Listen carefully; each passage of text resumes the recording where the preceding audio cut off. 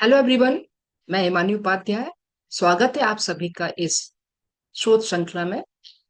पिछली श्रृंखला में हम लोग डिस्कस कर रहे थे मेजर्स ऑफ वेरिएबिलिटी, विचलन के माप। मेजर्स ऑफ वेरिएबिलिटी क्या होते हैं, उसका कंसेप्ट क्या है ना, उसका अर्थ क्या है, ये इसकी विशेषताएं क्या होती हैं, characteristics of measures of variability. जितने भी मेजर्स ऑफ वेरिएबिलिटी है उनके बीच में रिलेशन क्या है, इसके बारे में डिस्कस किया था।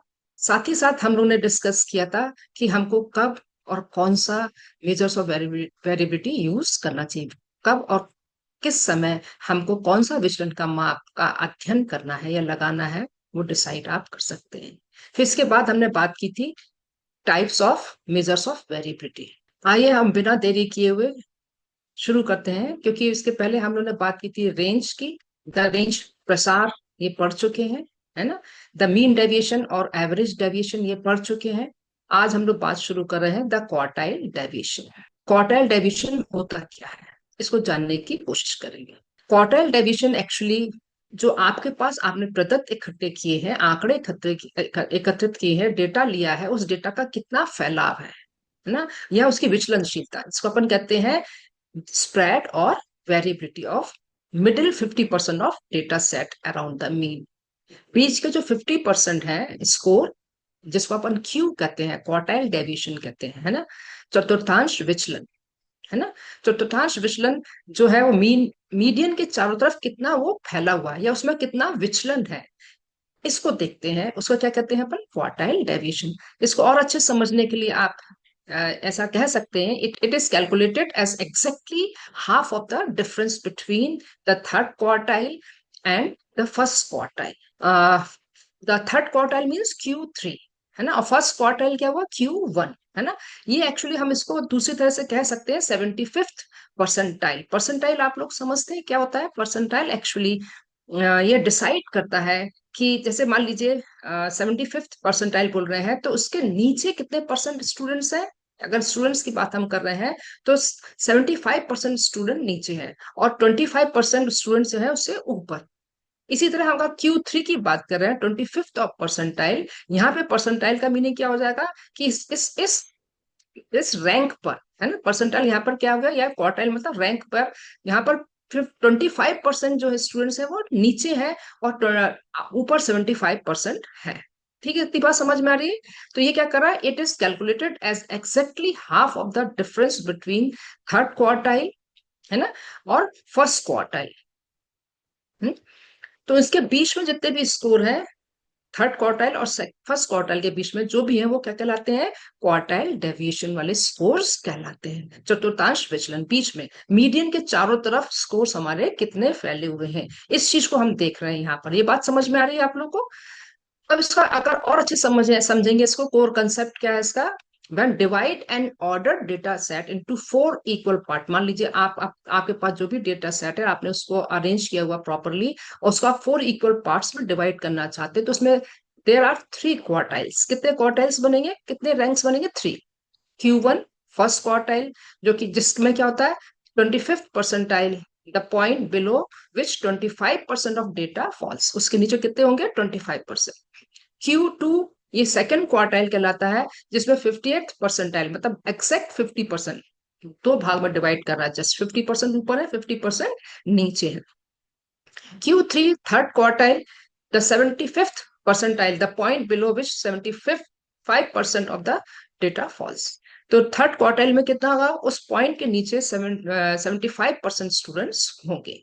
समझ में आ रही इतनी बात? जो बात मैंने आपको बताई यहाँ पर, जो क्वार्टाइल डेविएशन है, क्वार्टाइल डेविएशन में आप क्या कर रहे हैं, जो मीडियन जो है, मिड पॉइंट है, मीडियन के चारों तरफ डेटा कितना फैल रहा है, किसके बीच में, Q3 और Q1 के बीच में।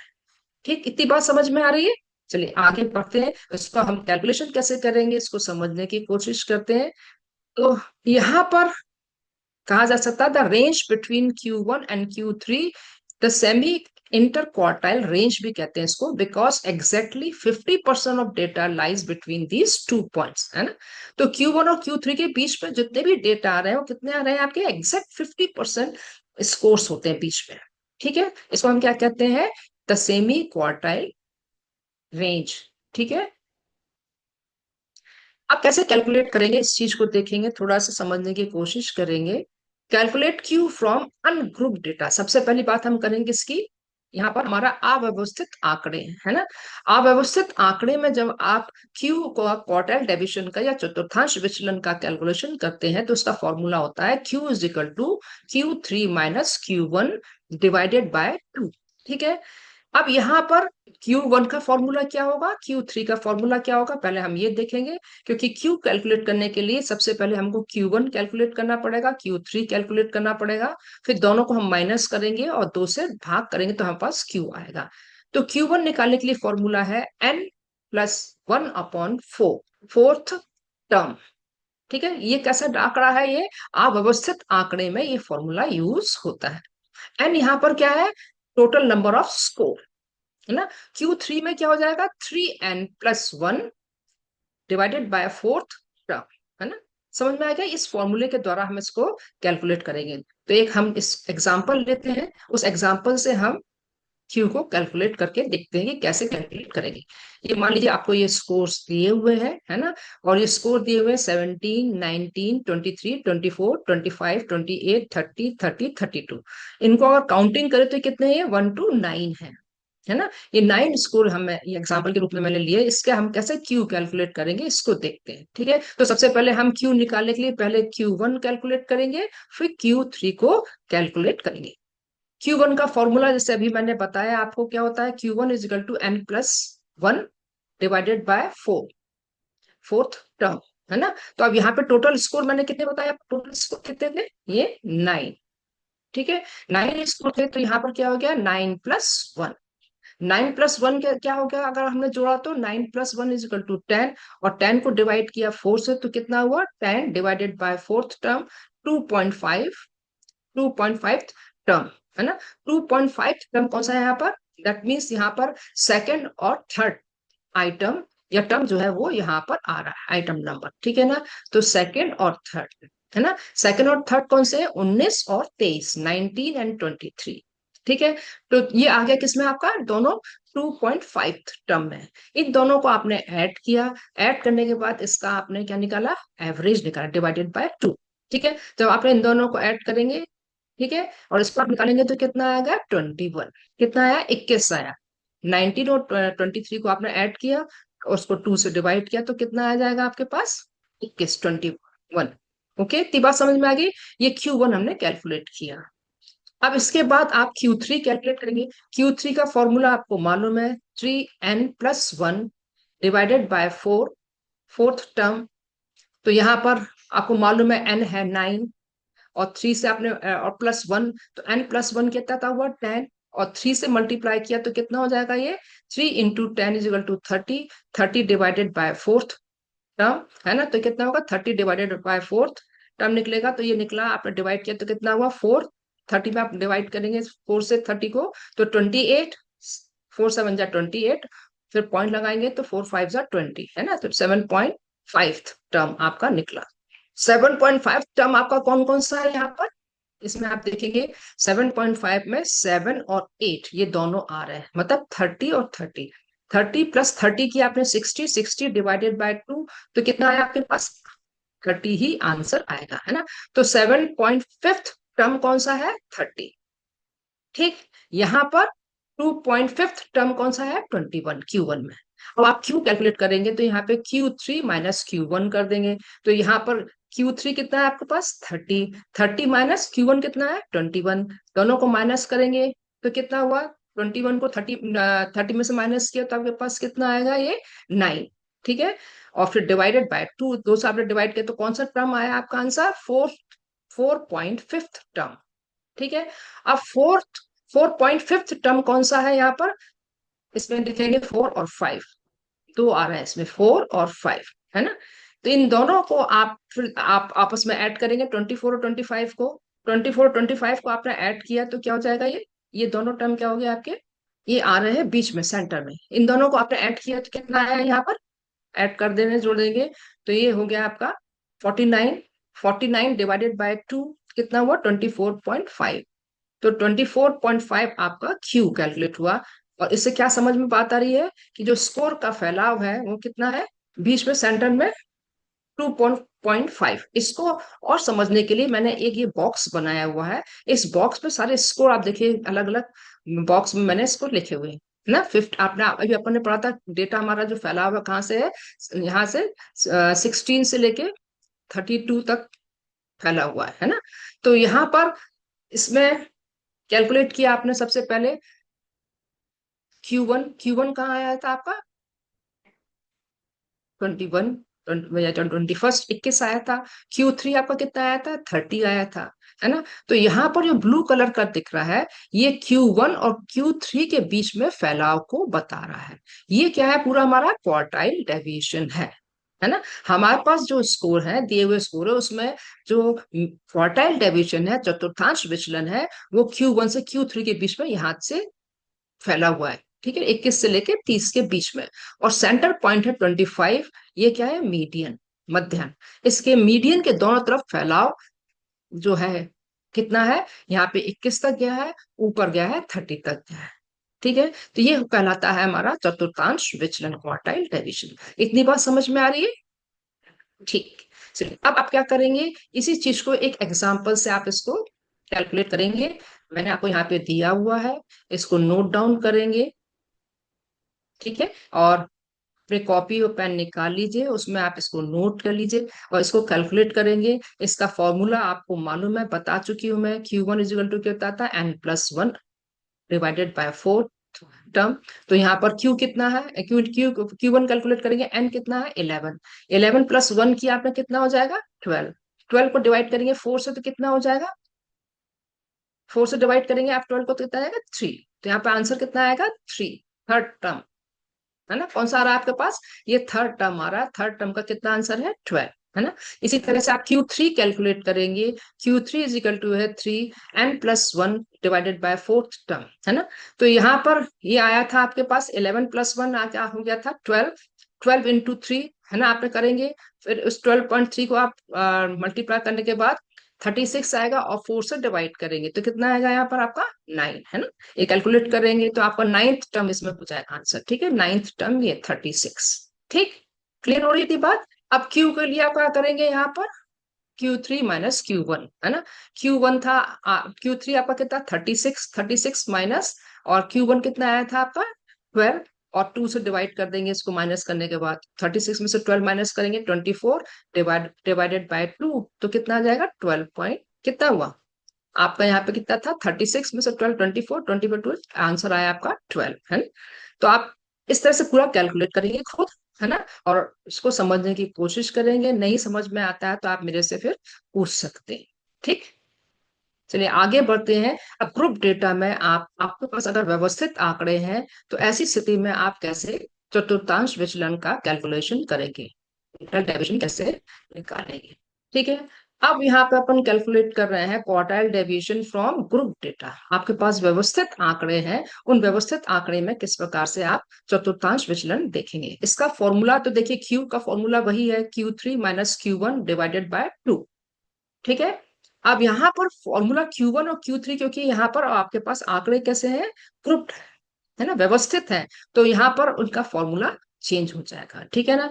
तो यहाँ पे पहले हम थर्ड क्वार्टाइल डेविएशन कैलकुलेट करेंगे, फिर फर्स्ट क्वार्टाइल, सॉरी, पहले फर्स्ट क्वार्टाइल डेविएशन देखेंगे, फिर थर्ड क्वार्टाइल, फिर दोनों को माइनस करेंगे। तो यहाँ पर फर्स्ट क्वार्टाइल डेविएशन Q1 का फॉर्मूला हो जाता है, जो मीडियन का फॉर्मूला था वही फॉर्मूला यहाँ पर यूज होगा, L+N/4 minus capital F divided FQ into I, है ना। Q3 का फॉर्मूला भी वही हो जाएगा, L, सिर्फ यहाँ पर 3N हो गया, divided by 4 minus capital F divided bye FQ into I, है ना।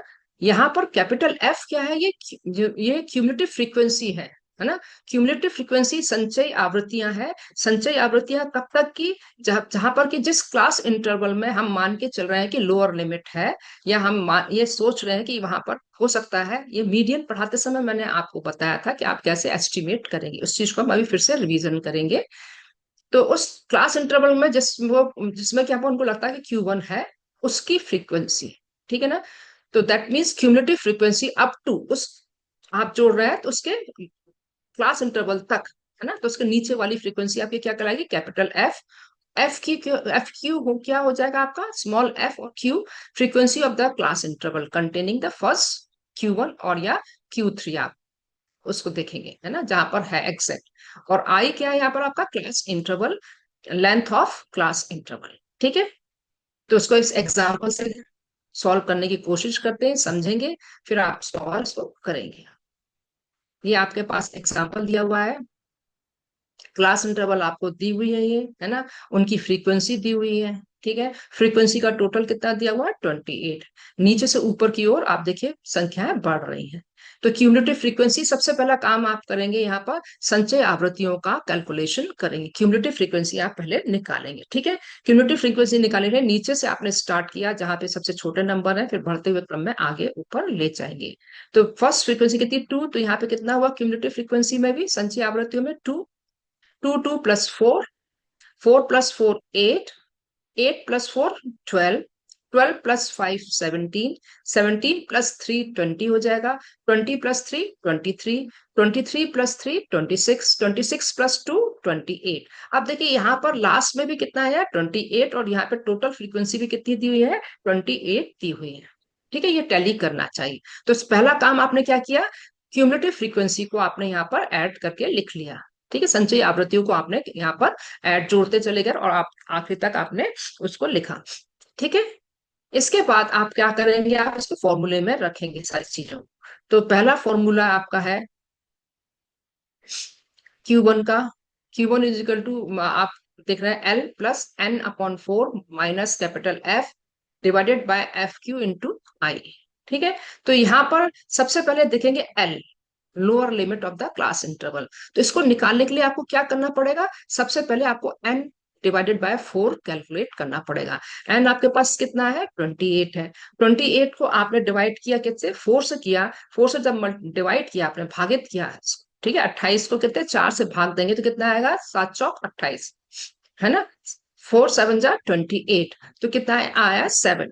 अब आप यहाँ पर देखेंगे क्यूमुलेटिव फ्रीक्वेंसी में, जैसे मीडियन में मैंने आपको बताया था, यहाँ पे 2 है, ये 8, ये आपके 7 से कम है, 4 है, ये भी 7 से कम है, 8, 8 जो है वो 7 से ज्यादा है, बहुत ज्यादा नहीं। ठीक है, तो हम ये मान के चल सकते हैं कि इस क्लास इंटरवल में हमारा Q1 हो सकता है।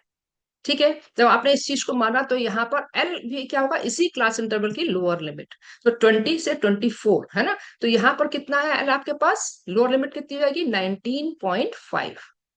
ठीक है, कितना है lower limit, L is equal to 19.5, निम्नतम सीमा उस क्लास इंटरवल की जिसमें कि फर्स्ट क्वार्टाइल हो सकता है। ठीक, समझ में आ रही है। इसके बाद आप देखेंगे क्लास इंटरवल, यहाँ पर लेंथ ऑफ क्लास इंटरवल कितनी है, 20 से लेके 24। ठीक है, तो आप इसे कैलकुलेट करेंगे, पहले 20 हो गया, 21 22 23 24, है ना, 20 21 22 23 24। ठीक है, तो कितना हुआ ये 5, तो आपकी लेंथ ऑफ क्लास इंटरवल कितनी है, 5। ये आपने कहा, आपने सारी वैल्यूज को आपने यहाँ पे पुट कर दिया, है ना, 19.5 प्लस 28 डिवाइडेड बाय 4, क्योंकि यहाँ पर आप देखिए इसमें जो कैपिटल एफ है, ठीक है, तो इसमें इसके जस्ट नीचे वाली क्यूमुलेटिव फ्रीक्वेंसी है ना, तो इसके नीचे वाले उस क्लास इंटरवल से नीचे वाली बिल्कुल कितनी है, 4। तो यहाँ पे कैपिटल एफ आपका 4 है, और एफ क्यू भी कितना है, इसके सामने जो फ्रीक्वेंसी है 4, वो भी 4 है, तो आपने वही लिखा। तो यहाँ पर आ जाएगा 28 divided by 4 minus 4 divided by 4, है ना, इज इंटू 5। तो ये 19.5, सबसे पहले हम क्या करेंगे, जितना भी चीज हमारे पास ब्रैकेट में है इसको हम सॉल्व करेंगे, फिर मल्टीप्लाई करेंगे। ठीक है, तो आपने इसको सॉल्व किया, 28 को 4 से डिवाइड किया, है ना, 28 को आपने 4 से भाग दिया तो कितना आया, 7, 7 माइनस 4 की आपने तो कितना हो जाएगा, 3, है ना, फिर 3 इंटू 5 डिवाइडेड बाय 4, सॉरी, तो 3 डिवाइडेड बाय 4 इंटू 5, इसको आपने किया तो यहाँ पे सीधे सीधे आप इसको 3 इंटू 5 करेंगे, 15, 15 को डिवाइड करेंगे 4 से, तो आपके पास आंसर कितना आएगा, 3.75, है ना। यहाँ पहले आप क्या करें, 3 और ये 5, इन दोनों को आपस में गुणा कर लिया आपने, 3 5 ये 15 हो गया, है ना, 15 को आपने 4 से भागित किया तो कितना आया, 3.75 आपके पास आंसर आएगा, करके देखेंगे आप लोग, है ना। फिर इन दोनों को सबसे आखिरी में आप जोड़ देंगे, जोड़ने से आंसर कितना है, 23.25। ठीक, ये बात समझ में आ रही है इतनी। तो ये आपने कैलकुलेट किया Q1। ठीक इसी तरह यहाँ पर हम आप कैलकुलेट करेंगे Q3। Q3 कैलकुलेट करने के लिए यहाँ पर क्या हो जाएगा, फॉर्मूले में यहाँ पर 3n हो जाएगा, है ना। यहाँ पे Q3 is equal to L plus 3n divided by 4 minus F divided by f q into i, है ना।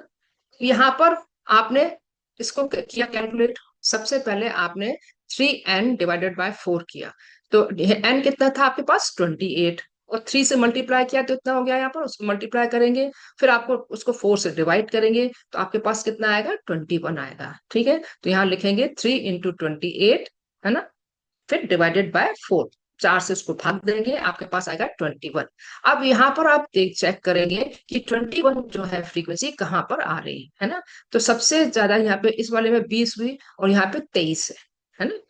तो यहाँ पर 20 21 से कम है और 23 21 से ज्यादा है। तो जैसे मीडियन में मैंने आपको बताया था कि आपके पास कम नहीं होना चाहिए, ज्यादा वाले इस वाले ग्रुप में लेते हैं, तो हम ये मान के चलते हैं कि 40 टू 44 वाले क्लास इंटरवल में हमारा Q3 हो सकता है। इतनी बात समझ में आ रही है। तो Q3 यहाँ पे हो सकता है, तो दैट मीन इसकी लोअर लिमिट क्या हो जाएगी इस क्लास इंटरवल की, इस क्लास इंटरवल की लोअर लिमिट हो जाएगी 39.5। 40 है तो नीचे सबसे निम्नतम सीमा क्या होगी इस क्लास इंटरवल की, 39.5। ठीक, इतनी बात समझ में आ रही है। और कैपिटल एफ क्या हो जाएगा, उस क्लास इंटरवल की, इस क्लास इंटरवल की क्यूमुलेटिव फ्रीक्वेंसी जो है उसके नीचे वाली, तो कितनी है 20, तो कैपिटल एफ कितना होगा 20, और एफ क्यू कितना होगा उसी क्लास इंटरवल की फ्रीक्वेंसी कितनी है 3। अब इतनी सारी चीजों को आप वैल्यूज को आपने इस फॉर्मूले में रखा, ठीक है।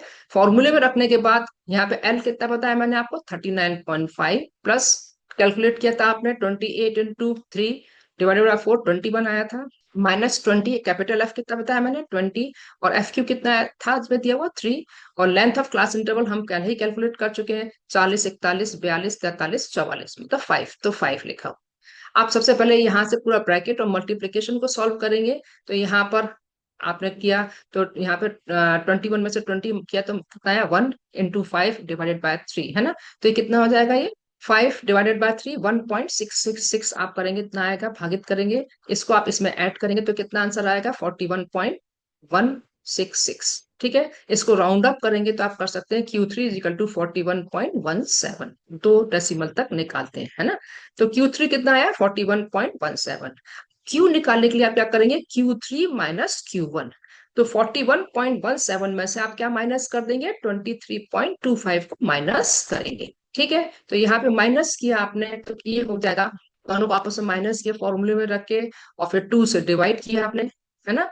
तो माइनस करने के बाद आया 17.92 डिवाइडेड बाय 2, आंसर आ रहा है 8.96। इसका मतलब आपका जो Q है वो कितना है 8.96 है। आपके बीच में जो Q1 और Q3 के बीच में जो आंकड़े फैले हुए हैं मध्यमान के चारों तरफ, वो कितने हैं 8.96, ठीक है। अब आप लोग एक काम करेंगे, इतनी बात समझ में आई।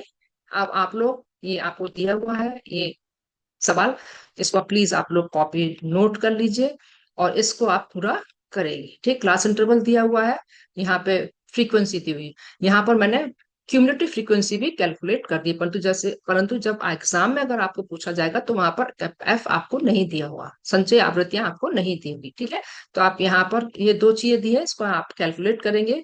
सबसे पहला काम संचय आवृत्तियों को आप जोड़ के लिखेंगे यहाँ, फिर फॉर्मूला आपको मालूम है, पहले Q1 और Q3 को कैलकुलेट करेंगे। Q1 का फॉर्मूला मालूम है आपको L plus n divided by 4 minus f q into i, है ना। तो यहाँ पे सबसे पहले आपने इसको 54 को डिवाइड किया 4 से, तो कितना आएगा, इसको कैलकुलेट करेंगे, और इसको कैलकुलेट करने के बाद जितना भी आएगा, यह मैं यहाँ नहीं बताऊंगी, आप कैलकुलेट करेंगे, जितना भी आएगा उसको आप क्यूमुलेटिव फ्रीक्वेंसी में देखेंगे कि वो किस क्लास में आ रहा है, ठीक है।